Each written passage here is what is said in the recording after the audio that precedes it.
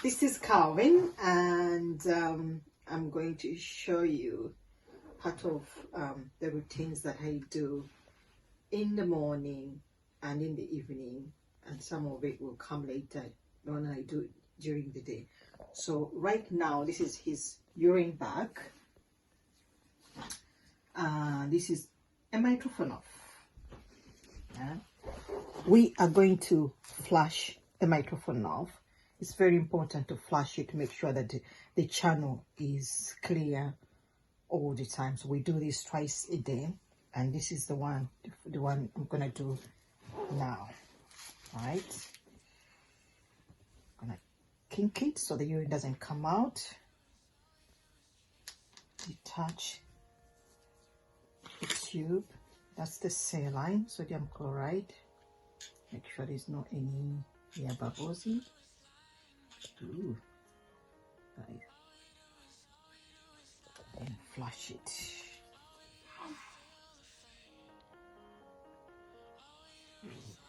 You okay? I don't know.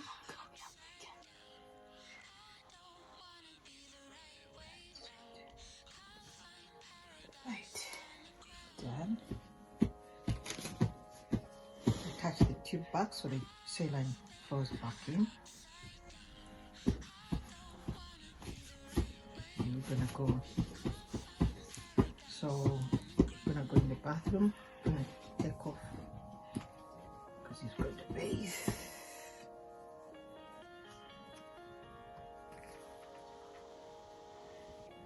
This is jejunal, where he feeds from. That's his colostomy bag, where his waste goes through. So my boy has a special stomach. Feeding, weeing, waste. Right, let's go to the bathroom.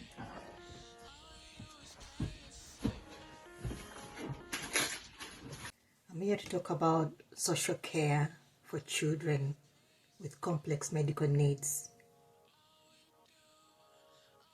What kind of help we get in the community for our children. I have a son, he's 14 years old. He was diagnosed with Vactros syndrome. And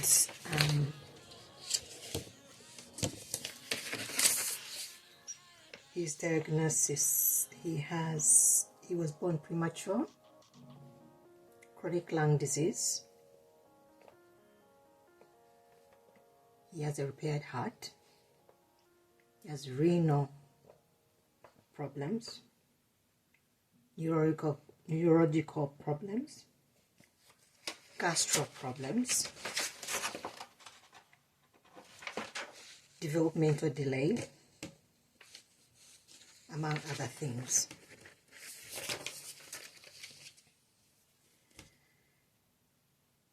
I love him very much, and I always tease him that he has a special stomach.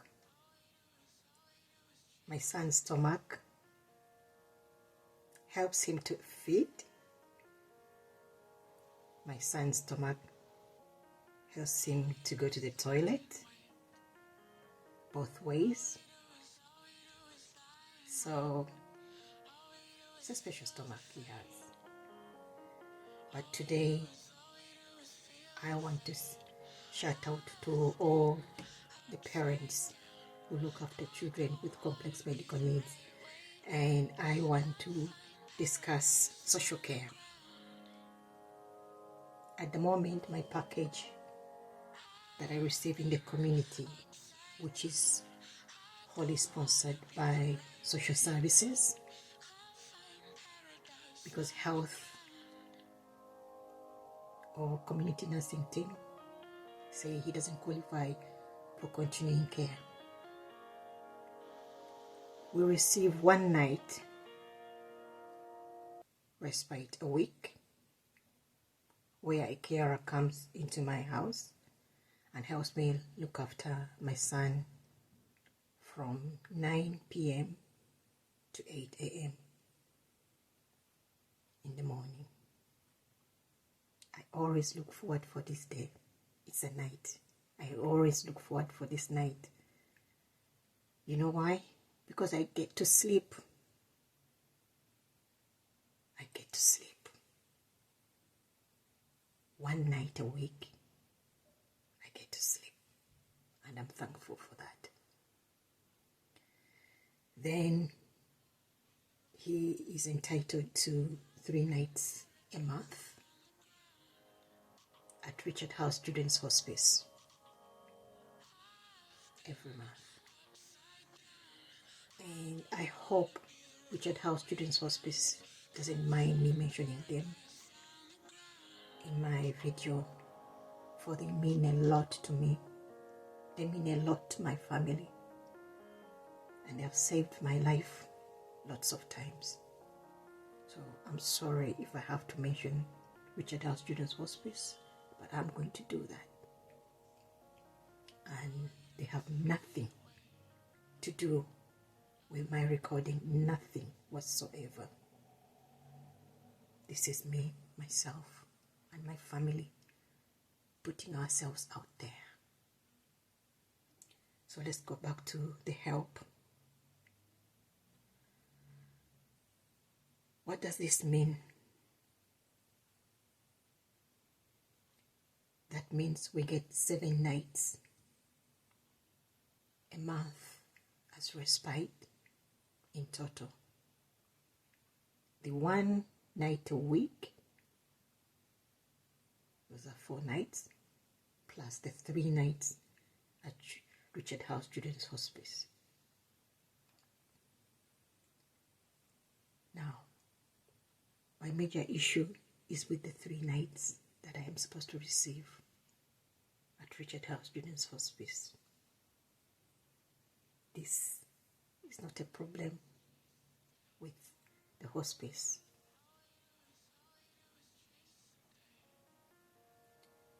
Because for some reason, if we can't access the 3 nights at Richard House,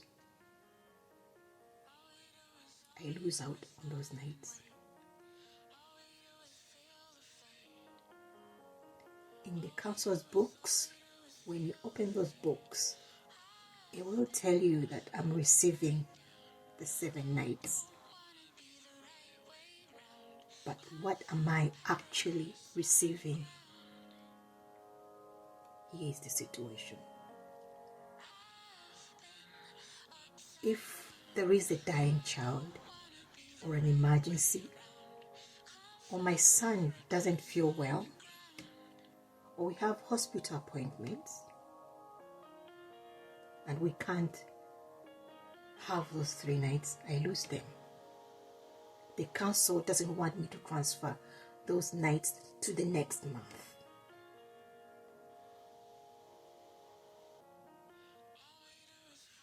And I'm left with no break.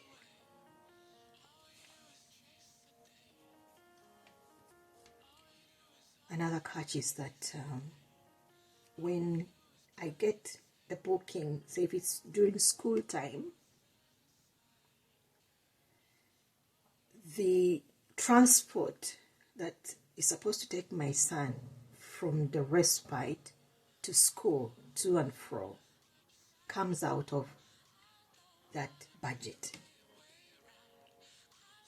So that means my actual nights do reduce.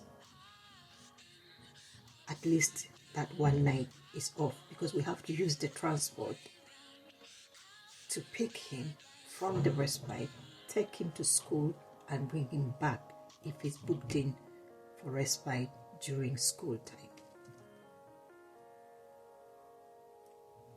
So, what does this mean for me?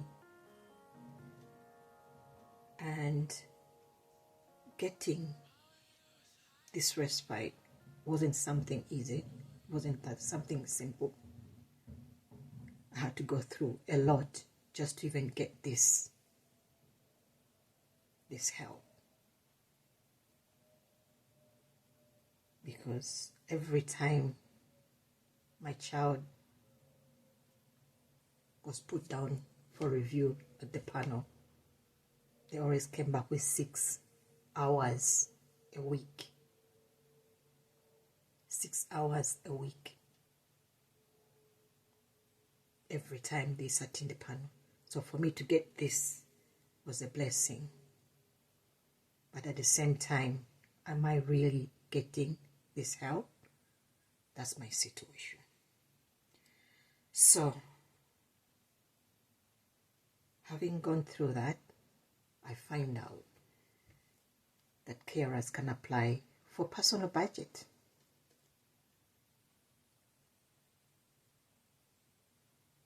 That means I can have the flexibility. If I'm not able to take that respite at the hospice, then I can be able to pay for maybe the agency to come and help me in my home. Or I could actually pay the hospice the following month, say for at least 5-6 nights. So that way I have another break, or it will just give me some quality of life for myself. But I was denied the personal budget. And the reason for denying me the personal budget have come out as a surprise to me.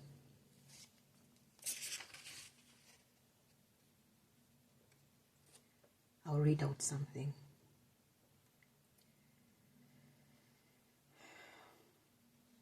The reason for rejecting my personal budget was for the one night that I receive at home,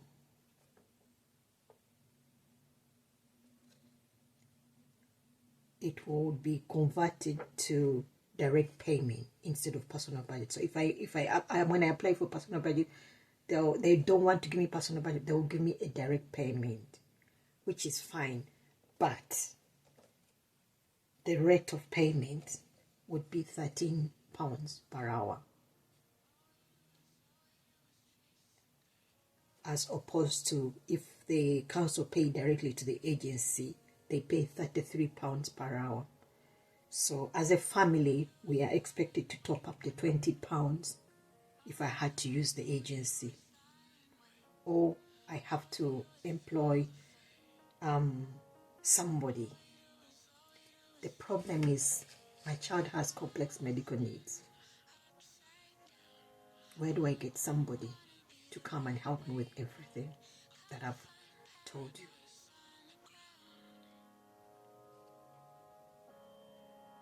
The only more sensible thing for me to do, especially where the child has so much on the plate, is through using an agency to come and help me.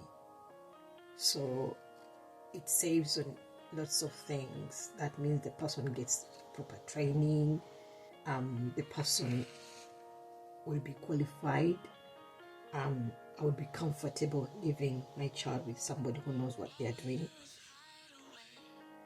So can I afford the £20 to top up? I'll leave that for you to analyze for me.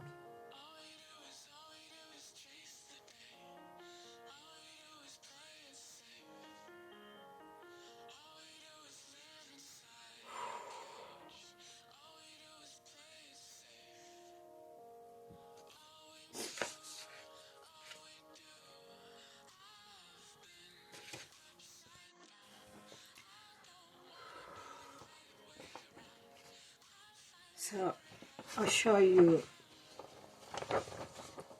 part of the chart of what I do for my child from 6. So these are the items I do for him, and it goes all the way to midnight. I'll post this properly when I'm putting together all the paperwork, everything, to show exactly what it means looking after a child with complex medical needs. So it's like almost every hour I have something to do for my child. The microphone off, I have to flush it. I have to catheterize him every 2 hours on top of the medication. So for example, 6 a.m.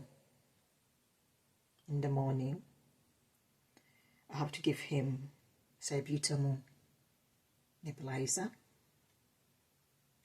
After that nebulizer, I'll give him the 6% saline nebulizer. After that one, I'll give him the colomycin nebulizer. Then I'll give him medications, domperidone, glycopyrronium, Movicol, Buscopan. And this doesn't include flushing his microphone off. So if it's school day, I have to get him ready by 8, between 8 and 8:30. So I have to do this really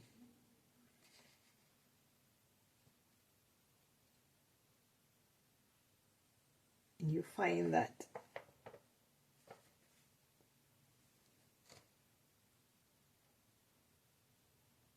at times I've not had a good night. I've woken up several times, but at the same time I have to be ready. He has to be ready for school. Now, when he was assessed for continuing care or health to help at least fund part of the budget, some of the reasons they've told me, they would tell me, oh, because he can walk, that's why he doesn't qualify. At one point I was told that, and I told them, well, but he can't walk very far. What do you mean he can walk? He can't walk very far. And then at one point they told me, oh, because he doesn't have pain. And I told myself, what do you mean he doesn't have pain? He was actually on pain medication, all right. How would you say?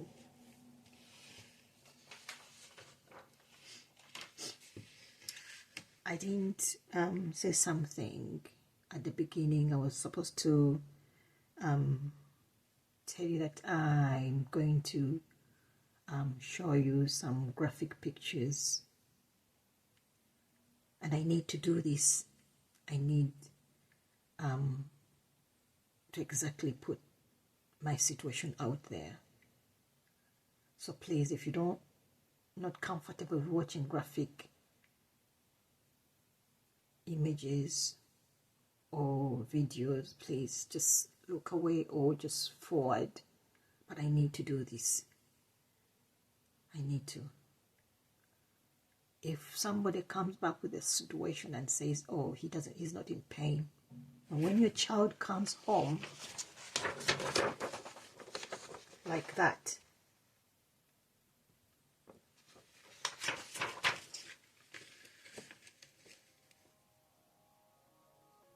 and you say, we sat in the panel and he only qualified for 6 hours a week for help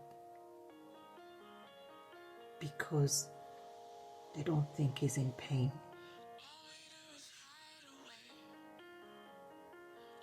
And one time the nurse told me that I just have to put him to bed. But my child goes to bed with almost 4 wires attached to him. He has a microphone of wire. He has a colostomy. He has a feeding tube. And at times he has oxygen. As a parent, you tell me to put my child to bed with all those wires sticking out of him, and I go to sleep. That's what the nurse told me. That's what continuing care told me. And don't get me wrong, I do have evidence of what I'm talking about. I'm not talking anything out of the blue, no. I'm talking what I know, and I'm talking from something I've heard from a professional.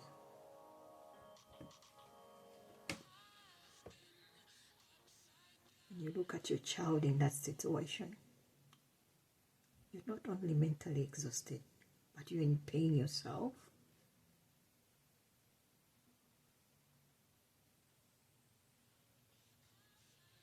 You need every professional help you can get. But once it is in short supply, then you know you're in trouble. My fellow parents who look after our children like this, we need all the grace.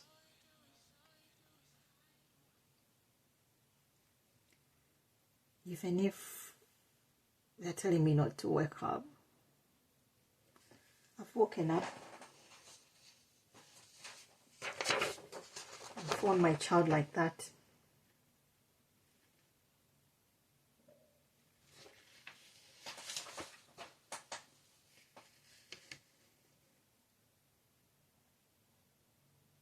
Really, as a parent, will you be happy to leave your child like that? Everything, everywhere in his feet. Remember, his stomach is also feeding him to survive. Would you put that in your mouth and eat? No, you wouldn't. You wouldn't.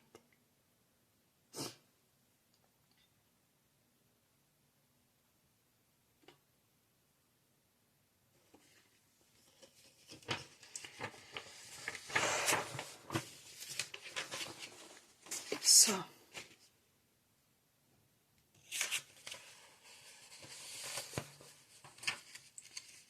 that was just looking after my boy medically. But is it all that I do for him? No.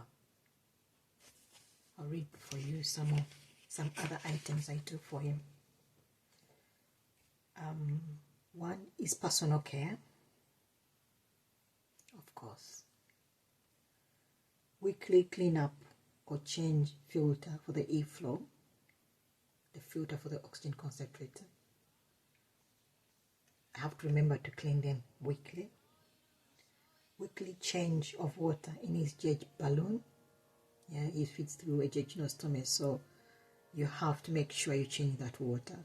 Otherwise, you are getting him, you're making him prone to infection, and it's not right for you not to change that water. Washing up of medical pots every day. I've finished giving him nebulizers or the pots for medication, the syringes, you wash them. Hospital appointments, including effecting any changes authorized. Appointment letters. So when you receive appointment letters for his hospital appointments, I enter them into the diary to keep track. Otherwise, I'll forget. So it's not just one appointment. Remember, he has so many departments. He's facing neurology, he's facing endocrine, he's facing respiratory, he's facing cardiology, he's facing endocrine, he's facing urology, he is facing surgical. So there's so many departments, and each department sends their letters for appointments or for something else, and you have to keep track. I have an office. Seriously, this is an office. I have to keep track of his medical supplies, making sure they are ordered in time, taking and making telephone calls regarding my son. You might think it's a simple thing. No, it's not. If you sit with me during the day, don't be surprised if I've received almost 3 phone calls talking about him. And whatever everybody is inquiring or giving you an instruction or helping you, there's so many things. So it's an office whereby you take calls and make calls. Receiving medical supplies, and normally they come in boxes, lots of boxes. And when they come into the property, you can't just leave them in the corridor to take care of themselves. No. You put them away. And then the boxes, you dispose them correctly. So that is still work, and it involves lifting as well. When you order oxygen, you don't wait until it's run out and you don't order it. No. His feeds, he is on pureed food and thickened drinks. It's not like a child. You would say, oh, can you go in the fridge and pick up a drink and that's it? No. The drink has to be thickened, otherwise it will go in the wrong direction, it will go in the lungs. His food has to be pureed. So it's also a job to do on top of what you're doing. Preparing medicines and medical supplies to be sent to school, including feeds. So from the supply you receive, you have also to make sure that the school has enough. You have to send in the supply to school. Extra washes. It's not a surprise. With the picture I've shown you, I do wash